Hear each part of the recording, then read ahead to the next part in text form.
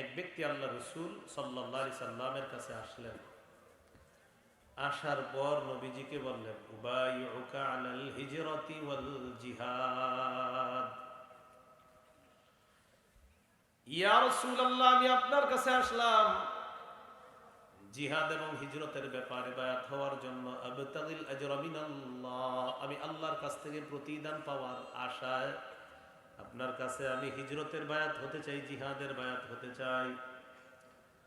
রাসূলুল্লাহ সাল্লাল্লাহু আলাইহি ওয়াসাল্লাম এই কথা শোনার পর তাকে বললেন, হাল মিন ওয়ালিদাইকা আহাদুন হাইয়ুন, তোমার মা বাবা দুইজনের কেউ জীবিত আছে কিনা? সাহাবী জবাব দিলেন, বাল কিলাহুমা, হুজুর আমার মা বাবার দুইজনই জীবিত আছে।